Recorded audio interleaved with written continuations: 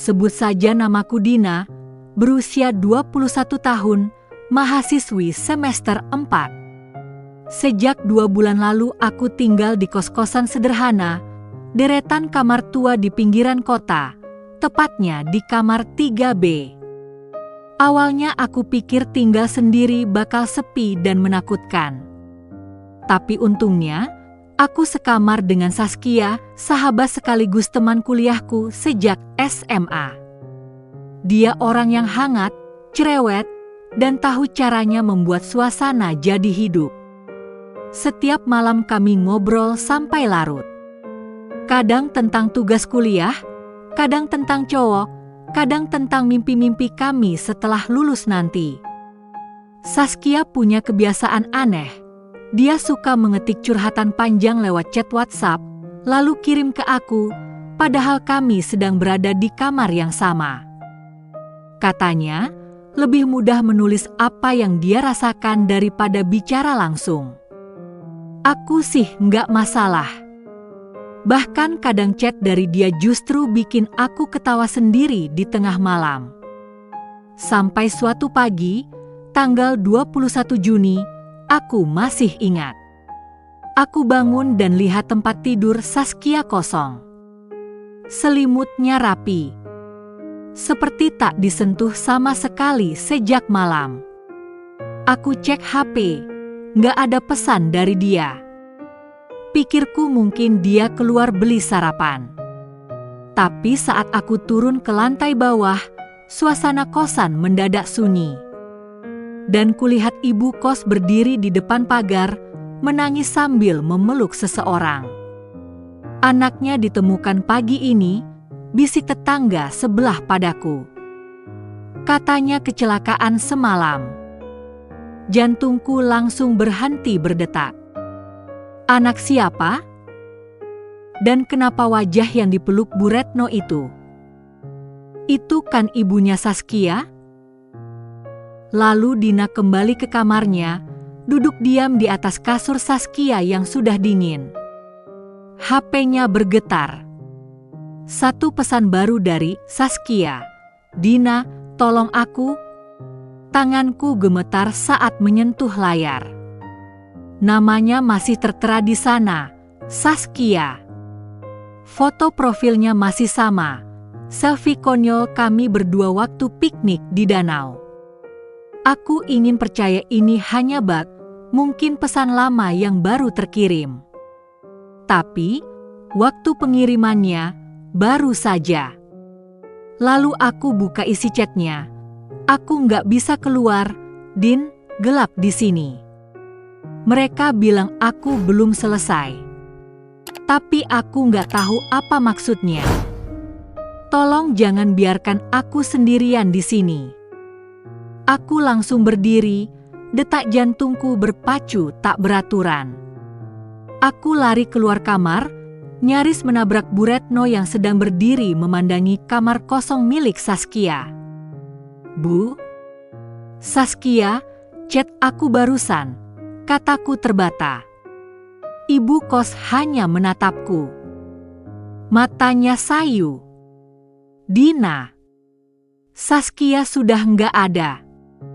Kamu pasti stres. Kadang orang yang ditinggal bisa merasa hal-hal aneh. Aku mengangguk pura-pura tenang, tapi pikiranku bergejolak. Itu bukan halusinasi. Aku kenal gaya ketikannya Saskia. Itu pasti dia. Malamnya, aku tak bisa tidur. Kamar ini terlalu sunyi, terlalu dingin. Aku menatap tempat tidur Saskia yang masih utuh, bantalnya yang masih berbau sampo favoritnya. Pukul 01:50 dini hari, HP-ku kembali bergetar. Kali ini ada voice note. Aku ragu, tapi aku pencet. Suara Saskia, pelan, seperti gemetar Dina, aku di bawah kasurku. Mereka menahanku di sana. Jangan tidur. Jangan diam. Cari aku. Tanganku langsung melepaskan HP. Aku menatap ke arah kolong tempat tidur Saskia. Hening. Tapi hawa di kamar ini berubah, seperti ada sesuatu yang hidup di bawah sana. Dina menyalakan senter HP-nya, perlahan mendekat ke sisi tempat tidur Saskia, berlutut, lalu mengintip ke bawah. Tapi yang dia lihat bukan ruang kosong. Ada sesuatu bergerak perlahan, lalu dia menatap balik ke arah Dina. Mataku membelalak. Di bawah tempat tidur itu, ada wajah pucat dengan mata yang sangat familiar. Itu Saskia. Tapi wajahnya tak sepenuhnya seperti dulu. Tatapannya kosong, seolah-olah separuh jiwanya hilang. Aku refleks mundur, terjatuh ke belakang. Lampu kamarku tiba-tiba mati sendiri, meninggalkan hanya cahaya kecil dari HP-ku yang meredup. Lalu, hilang. Wajah itu tak ada lagi. Aku berusaha bernapas. Apa aku benar-benar melihatnya? Atau hanya bayangan karena aku terlalu rindu? Tapi sebelum aku sempat mencerna semuanya, HP-ku kembali menyala. Satu pesan baru dari Saskia, "Aku nggak mati karena kecelakaan Din, tolong cari tahu." Keesokan harinya, aku memberanikan diri datang ke tempat kecelakaan Saskia. Di tikungan curam itu, tak ada bekas apapun. Hanya pagar pembatas yang bengkok. Tapi seorang bapak penjual teh tarik di dekat situ memanggilku. "Kamu temennya Saskia ya? Yang kecelakaan malam Jumat itu?" Aku mengangguk. Dia mendekat dan bicara pelan, "Dia bukan jatuh sendiri, Nak. Ada motor lain malam itu. Saya lihat dari jauh, kayak dipepek." Aku menahan napas. "Polisi nggak bilang apa-apa tentang itu?" Bapak itu menggeleng. "Nggak ada saksi lain. Mereka bilang mungkin Saskia mengantuk. Tapi saya yakin dia dikejar." Malam harinya aku kembali ke kamar. Dan aku tahu sekarang, Saskia tidak pergi dengan tenang. Ada sesuatu yang belum selesai. Dan aku harus tahu apa penyebabnya, kalau perlu tanya langsung ke Saskia. Dina menyalakan laptop, membuka folder lama berisi rekaman voice note Saskia dari semester lalu. Tiba-tiba satu file muncul sendiri. Nama filenya "Tak Mau Pergi". Tanganku gemetar saat klik file itu. Butuh waktu 5 detik untuk mulai berbunyi. Lalu, suara Saskia, pelan dan gugup. "Din, kalau aku kenapa-kenapa, kamu harus tahu. Aku diikutin. Udah 2 minggu. Tapi bukan orang asing. Aku curiga, dia yang lakuin semua ini." Hening, lalu suara pintu terbuka terdengar dalam rekaman. "Tunggu, siapa yang masuk? Halo? Jangan sentuh." Suara mendadak berhenti. File langsung terhapus. Ingin aku mencoba putar ulang, tapi file itu menghilang begitu saja dari laptopku. Seolah Saskia dihentikan sebelum sempat menyelesaikan ceritanya. Aku mulai merasa semakin terjebak. Aku coba cari petunjuk lain, chat lama Saskia, status WhatsApp. Bahkan diarinya yang sempat aku temukan di bawah tumpukan buku. Tapi semua seolah-olah bersih. Tidak ada tanda-tanda bahaya. Satu-satunya yang terus muncul adalah nama Kak Kiki. Dia kakak tingkat kami yang pernah dekat dengan Saskia. Baiknya luar biasa. Terlalu baik bahkan. Saskia pernah bilang dia merasa tidak nyaman ketika Kak Kiki mulai terlalu ikut campur tentang urusan Saskia. Mulai tugas dari dosen, sampai masalah kehidupan pribadinya. Aku coba DM Kak Kiki malam itu. Dia balas hanya dengan satu kalimat, "Kalau kamu juga ikut campur, kamu bisa menyusul dia." Aku terdiam. Nafasku tercekat. Kupandangi layar HP-ku, jantungku mulai berdebar cepat. Apakah benar selama ini Saskia dibungkam oleh seseorang yang dia kenal sendiri? Pukul 03:15 dini hari. Pintu kamarku tiba-tiba diketuk 3 kali, perlahan, berat dan menggema.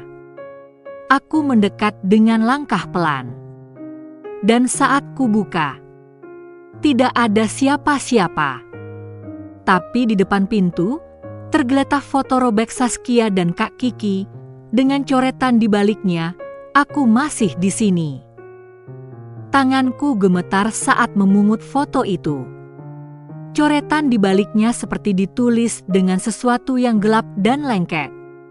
Aku tak tahu dari mana foto itu berasal, karena aku tidak pernah melihat foto ini sebelumnya. Tapi ada satu hal yang pasti, bahwa Saskia mencoba berkomunikasi lewat apapun yang bisa. Dan dia butuh bantuanku. Aku tidak bisa mundur sekarang. Aku kembali ke laptopku, mencoba membuka file lama dari semester 1. Sebuah dokumen tugas kelompok, waktu kami satu tim dengan Kak Kiki. Dan di sana aku menemukan komentar revisi yang aneh. Ada bagian yang ditulis ulang, tapi bukan oleh Saskia. Komentarnya bertuliskan, "Kamu terlalu unggul, Saskia. Ada harga untuk jadi pusat perhatian." Kalimat itu menempel di otakku seperti duri. Apakah benar Saskia disingkirkan karena iri? Aku tidak bisa menuduh sembarangan. Tapi aku tahu, Saskia tak akan bisa pergi tenang sampai semua ini disingkapkan. Dan aku ingat satu tempat terakhir yang belum aku periksa, yaitu lemari Saskia. Dengan ragu, aku buka pintunya perlahan. Tumpukan pakaian, beberapa buku, dan di sudut bawah ada sebuah kotak kayu kecil, tapi terkunci. Aku ingat Saskia pernah bilang, kalau suatu hari aku kenapa-kenapa, kunci jawabannya ada di lagu terakhir yang kutulis. Aku buru-buru cari file rekaman lagu-lagunya di HP, dan menemukan satu judul yang belum pernah kudengar sebelumnya, untuk yang ingin aku hilang.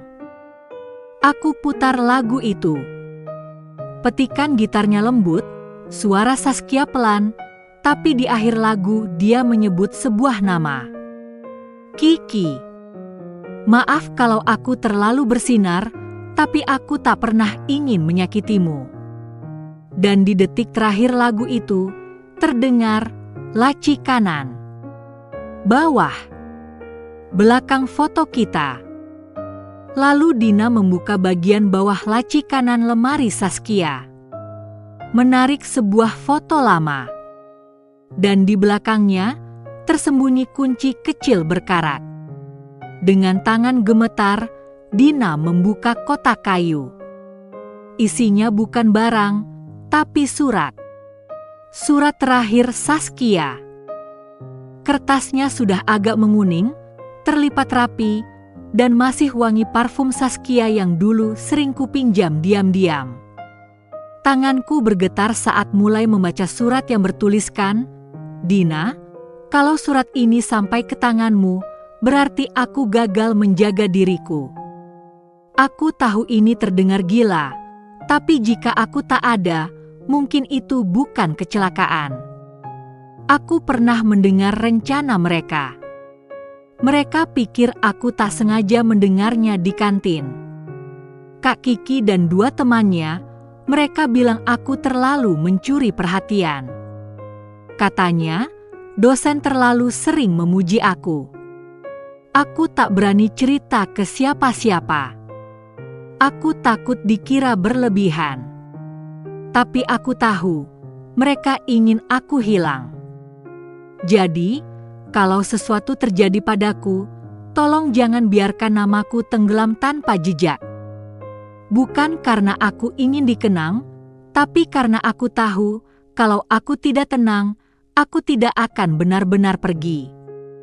Maaf Dina, aku terlalu takut untuk melawan saat itu. Spontan aku menangis. Tangis yang sejak malam pertama ku tahan. Saskia, sahabat yang selalu tampak kuat, ternyata menyimpan semua ini sendiri. Aku tahu sekarang, Saskia tidak butuh balas dendam. Dia hanya ingin suaranya didengar. Dan aku tahu harus bagaimana. Lalu aku kumpulkan semua rekaman, pesan, file, dan isi surat ini. Dan malam itu juga, aku unggah semuanya ke media sosial dengan satu pesan. Sahabatku Saskia tidak pergi karena takdir. Dia pergi karena diam. Dan ini kisah yang harus kalian dengar. Aku tak peduli apakah orang percaya atau tidak. Yang penting, kebenarannya keluar. 2 hari setelah unggahan itu viral, kampus mengeluarkan pernyataan resmi. Pihak fakultas mulai menyelidiki ulang insiden Saskia. Beberapa mahasiswa dipanggil. Dan malam itu, untuk pertama kalinya dalam beberapa malam terakhir, aku tidur tanpa ketakutan. Tanpa suara ketukan. Dan tanpa chat yang tiba-tiba muncul. Tepat pukul 3 dini hari, HP-ku berbunyi. 1 notifikasi dari Saskia. Bukan pesan, tapi 1 baris teks terakhir. Terima kasih Din, sekarang aku bisa pulang. Setelah itu, akun Saskia hilang dari HP-ku. Aku menatap layar ponselku cukup lama. Akun Saskia benar-benar hilang. Tidak diblokir dan tidak dihapus. Seolah-olah dia memang tak pernah ada. Tapi aku tahu apa yang aku alami itu nyata. Malam-malam penuh bisikan suara, pesan-pesan samar, dan semua itu bukan mimpi. Dan kalaupun ada yang menganggapku gila, aku tak peduli. Karena aku tahu satu hal yang pasti, Saskia hanya ingin didengar. Dan sekarang dia sudah tenang. Beberapa minggu setelah kejadian itu, suasana di kampus berubah. Kak Kiki dan 2 temannya menghilang dari pergaulan. Entah karena malu atau karena takut pada kebenaran. Pihak fakultas akhirnya meresmikan beasiswa atas nama Saskia. Sebagai penghargaan atas dedikasinya selama kuliah. Namanya disebut di panggung, dikenang dan dihormati. Dan aku tetap tinggal di kamar kos 3B. Banyak yang bilang aku aneh. Kenapa tidak pindah saja setelah kejadian itu? Tapi bagiku, kamar ini bukan sekadar tempat tinggal. Disinilah aku pernah tertawa bersama sahabat terbaikku, dan di sini pulalah aku belajar bahwa cinta sejati tak selalu romantis. Kadang, ia hadir dalam bentuk sahabat yang rela kembali dari kematian demi menyampaikan satu pesan terakhir. Dina duduk di sisi tempat tidur, menatap kosong keluar jendela. Di sebelahnya, tempat tidur Saskia tetap rapi. Tak disentuh siapapun. Angin lembut berembus masuk, tirai bergoyang pelan. HP-nya bergetar sekali. Satu pesan masuk. Tapi bukan dari Saskia. Hanya dari grup kelas. Semua sudah normal dan juga sudah tenang. Dina tersenyum kecil. Selamat berpulang Saskia, bisiknya lirih. Lalu mematikan lampu, dan malam itu ia benar-benar bisa tidur tenang. Sebuah pelajaran berharga yang dapat kita petik, kadang suara orang yang kita cintai tidak benar-benar hilang. Mereka hanya menunggu satu hal, keberanian kita untuk mendengarkan.